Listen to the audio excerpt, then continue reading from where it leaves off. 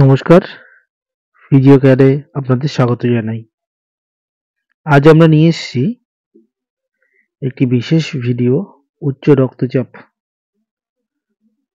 আমরা উচ্চ রক্তচাপে পেশেন্ট বা উচ্চ রক্তচাপ আমাদের আশেপাশে বাড়িতে, নিজেদের বাড়িতেও আমরা রোগী দেখতে পাই। এবার উচ্চ রক্তচাপটা কি কারণে হয় বা কেন আসে, সেইটা যদি আমরা একটুখানি ধারণা নিতে পারি, তাহলে আমরা দেখব আমরা নিজেরাই আমাদের নিজেদের রোগটাকে নির্মূল করতে পারছি। আমাদের প্রত্যেকেরই শরীরে ব্লাড আছে এবং ব্লাডের একটা নির্দিষ্ট মাপে বা নির্দিষ্ট গতিতে ব্লাডটা চলতে থাকে আমাদের হার্টের প্রেশারের ফলে। দেখা যায় ৮০-১২০ আমাদের নর্মাল একটা আমরা মাপ নিয়ে থাকি। তো এই ৮০ বা ১২০-র ঊর্ধ্বে গেলেই, ১২০-র ঊর্ধ্বে যখনই ওঠে তখনই আমরা বলি হাই ব্লাড প্রেশার। এবার হাই ব্লাড প্রেশারটা কেন হয়? দেখা যায় আমরা খুব অতিরিক্ত টেনশন করলে পরে আমাদের হার্ট অত্যধিক পরিমাণে সক্রিয় হয়ে যায়, তার ফলেও প্রেশার আমাদের হাই হতে পারে। আবার দেখা যায় আমরা অনেকেই একটু মোটা আছি বা চর্বির পরিমাণ বেশি, আবার মোটার সঙ্গে সঙ্গে অনেকের দেহ শক্ত হয়ে যায়, আবার অনেকের দেহ থলথলে থাকে। এবার থলথলে বা শক্ত বডিতে বা শক্ত মাংসপেশির ফলে যে শিরাগুলো আমাদের মাংসপেশি বা আমাদের শরীর দিয়ে বিভিন্ন জায়গায় রক্ত প্রেরণ করে, সেই শিরাগুলো আস্তে আস্তে চেপে যায়, ফলে ওখান দিয়ে রক্ত চলাচলে ব্যাঘাত ঘটে।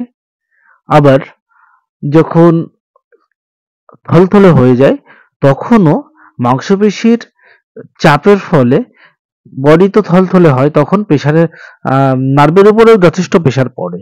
তো সেই কারণে রক্ত চলাচলটা ঠিকঠাক হয় না। তো এই রক্ত চলাচল যখনই ঠিক না হয় তখন হার্ট কি করে, জোরে জোরে পাম্প করতে থাকে, ফলে আমাদের শরীরে বা শিরার মধ্যে দিয়ে রক্তের চাপটা অনেক বেড়ে যায়। এইটাই হচ্ছে আমাদের উচ্চ রক্তচাপ। এবার এই উচ্চ রক্তচাপকে যদি আমি ঠিক করতে চাই, তাহলে আমরা যে এক্সারসাইজ গুলো আপনাদের দেখাচ্ছি পরপর করে, এই এক্সারসাইজ গুলো যদি আপনারা কন্টিনিউ সকালে এবং সন্ধ্যায় দুবেলা বা ২ টাইম যদি করেন, তাহলে আপনার ব্লাড প্রেশারটাকে কিন্তু নরমালি আপনারা রাখতে পারেন, বা আমরা যদি করি তাহলে আমরা নরমালি রাখতে পারি।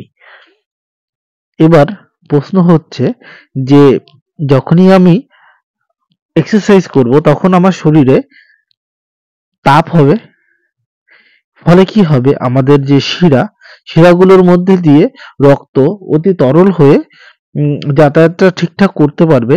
তার জন্য হার্টকে বেশি পরিমাণে প্রেশার দিতে হবে না। দেখুন, প্রত্যেকটা এক্সারসাইজ আমরা ঠিকঠাক করেই দেখিয়েছি। আপনারা ধীরে ধীরে পরপর এক্সারসাইজগুলো ১০ বার থেকে ১২ বার করবেন, তাহলে আপনি অনেক উপকৃত হবেন। এবং সর্বমূলে একটা কথা বলি, আপনার পেটটাকে ঠিক রাখতে হবে। পেটের সমস্যা থাকলে আমাদের অধিকাংশ ব্লাড প্রেশার রোগী আমরা দেখতে পাই যাদের কোষ্ঠকাঠিন্য আছে। তো সঙ্গে ঘাড়ের ব্যায়ামটা আমরা অবশ্যই করব, কারণ এই এক্সারসাইজের সঙ্গে ঘাড়ের এক্সারসাইজটা মাস্ট দরকারি। কিন্তু যখনই আমি ঘাড়ের এক্সারসাইজ দেখাতে যাব তখন ভিডিওটা অনেকটা বেশি হয়ে যাবে, সেই কারণে আমি আজকে ঘাড়ের এক্সারসাইজগুলো দেখাইনি, তবে আমাদের ভিডিওতে আপনি ঘাড়ের এক্সারসাইজটা পেয়ে যাবেন। দেখবেন ঘাড়ের ব্যথার যে এক্সারসাইজ দেওয়া আছে, ওই এক্সারসাইজগুলো এর সঙ্গে করলে পারে আপনি অনেকটা উপকৃত হবেন। এবং আশা করি আপনার যদি প্রাথমিক অবস্থায় থাকেন, ওষুধটা আপনি না খেয়েও এই এক্সারসাইজগুলো করে আপনার শরীরকে ঠিক রাখতে পারছেন। উপরন্তু যাদের প্রেশার হয়ে গেছে বা কন্টিনিউ ওষুধ খান, তারাও এই এক্সারসাইজটা করলে আস্তে আস্তে করে আপনার ওষুধ কিন্তু আস্তে আস্তে ছেড়ে দিতে হবে। অবশ্যই আপনি ডাক্তারের পরামর্শ নেবেন, নিয়ে ওষুধ ছাড়বেন, কারণ আপনার প্রেশার যে কোনো মুহূর্তে ওঠানামা করতে পারে। তাই ডাক্তারের পরামর্শ নিয়ে ওষুধ ছাড়বেন। আর আমাদের এক্সারসাইজটা আপনি করলে, ডাক্তার ওষুধ খেলেও আমাদের এক্সারসাইজটা করলেও কিন্তু আপনি উপকৃত হবেন।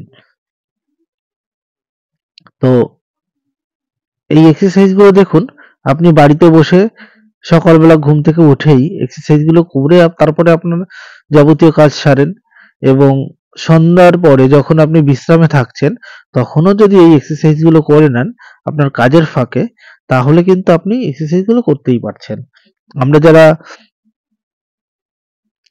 চাকরি বাকরি করি বা অফিস যেতে হয়, আপনি অফিস থেকে এসে এটা করে নেবেন, দেখবেন অনেকটা রিল্যাক্স ফিল করছেন এবং শরীরে একটা অন্যরকম এনার্জি ফিল করছেন। আপনি চেষ্টা করুন, ধীরে ধীরে, একবারে হবে না, কিন্তু একদিন নিশ্চয়ই হবে। এই চিন্তা করে আপনি এক্সারসাইজ গুলো করুন, আশা করছি আপনি ভালো রেজাল্ট পাবেন। আমাদের ভিডিওটাকে শেয়ার করবেন এবং যারা সাবস্ক্রাইব করেননি অবশ্যই সাবস্ক্রাইব করে দেবেন। পরবর্তী ভিডিও, আমরা বিভিন্ন রকম ভিডিও আপনাদের জন্য নিয়ে আসছি আপনাদের কথা মাথায় রেখে। তো সেই ভিডিওগুলো যাতে আপনাদের উপকারে আসে, সেই জন্য অবশ্যই সাবস্ক্রাইব করে নেবেন এবং বেল আইকন প্রেস করবেন। ধন্যবাদ আমাদের সঙ্গে থাকার জন্য।